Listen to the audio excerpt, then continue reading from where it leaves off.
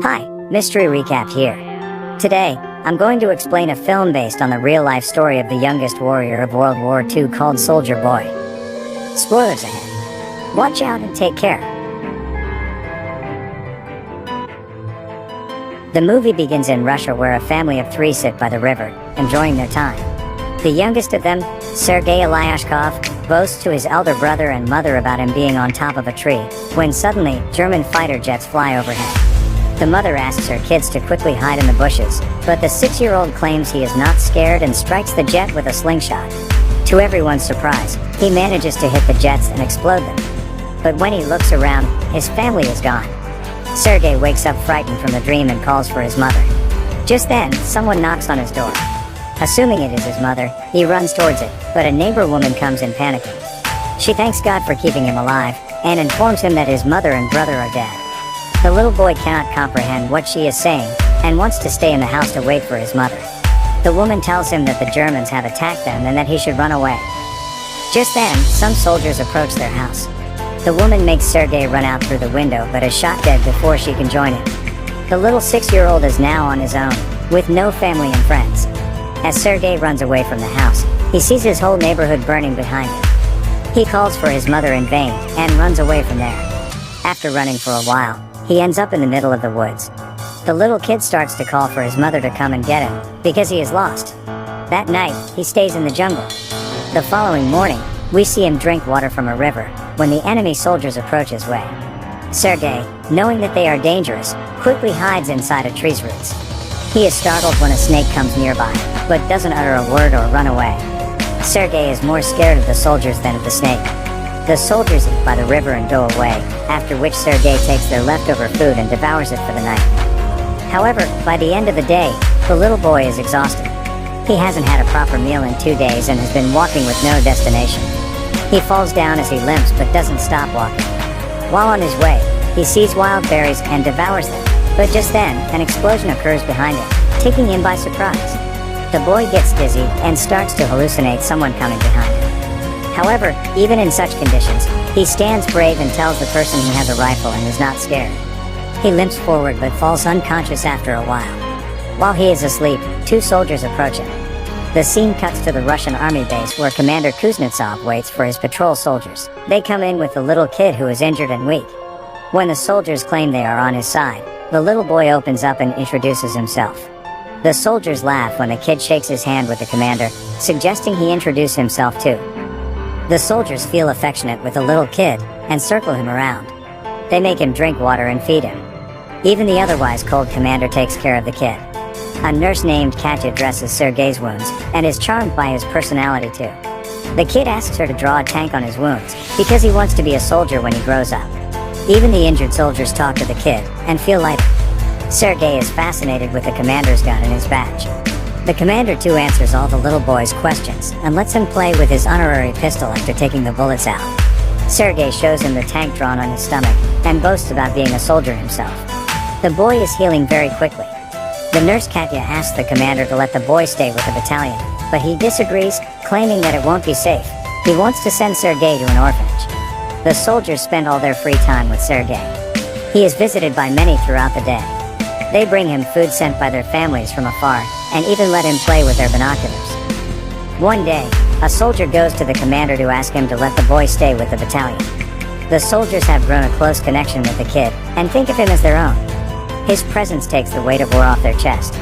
However, the commander is adamant about sending the boy to the orphanage, for his own safety. The following day, the enemies attack, and many soldiers are hurt. A vehicle comes to fetch Sergei to take him to the orphanage. The commander breaks the news to the kid, and gives him a wooden honorary pistol as a gift.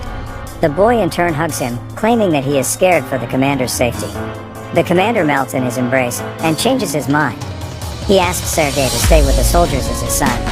That night, the soldiers look for little soldier clothes for the little boy. They are over the moon to have Sergei stay with them. The commander wakes Sergei up and gives him the clothes. He wears them and runs around, looking like a real soldier.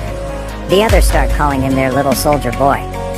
As the kid runs around, the Germans launch an air attack on the battalion. The soldiers quickly take Sergei to a safe place and fight the others.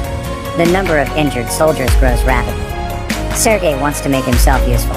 so he brings water to thirsty soldiers. One of them asks him to read a letter sent by his family because he has a bandage over his eyes. The little boy wants to help, but doesn't know how to read. He takes the letter and starts making up the things written on it, claiming that the soldier's cow is safe back home. When the soldier says he doesn't have a cow, the others tell him to go along with the story and laugh.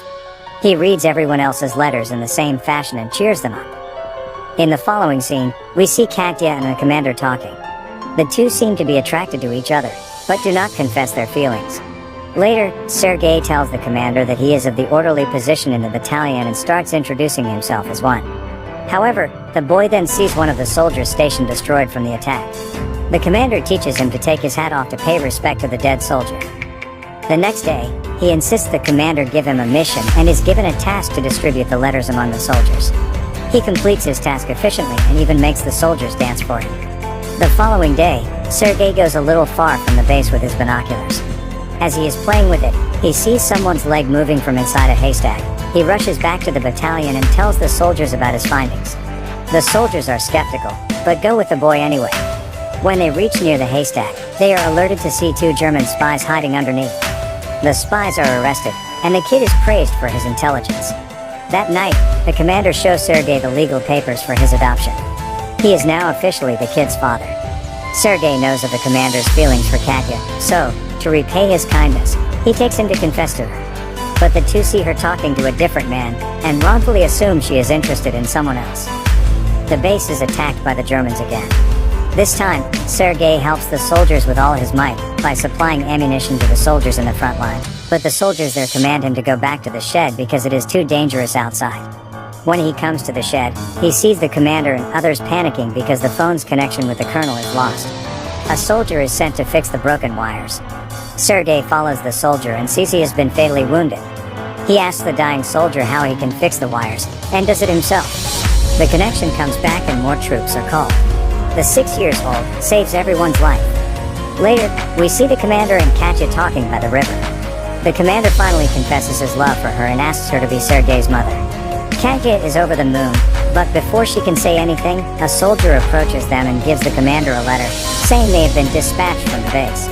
The following day, all the soldiers leave for their new base along with Sergei. However, on their way, they come across a minefield that blows off some of their vehicles. The commander is hurt while the group's orderly, who Sergei was close with, dies in the explosion. He cries and hugs the commander. They carry the injured ones with them and continue their journey to their new base. When they finally reach the other base, they meet the commander's leader, the general. He too is impressed by the kid's ambition, and congratulates the commander for having such a smart kid. The following day, their division is awarded a guard's banner, and so is the boy. He promises to save his country when the general gives him his badge. One night, their base is attacked brutally, and the commander is trapped under the ruins. Sergei cries for his father and tries to save him. He calls the other soldiers, who finally bring the commander out. The next day, Sergei approaches an injured commander. His hands were hurt while trying to save the commander. The kid is now an inseparable part of the team. He doesn't have a family beside them, and moves wherever they go in the war. The movie ends as the regiment is seen moving to another base. A voice in the background narrates that he even took part in the Stalingrad battle, and reached Poland with the soldiers. He is currently known as the world's youngest soldier ever, and the legendary story of his bravery is now spread for the whole world to hear.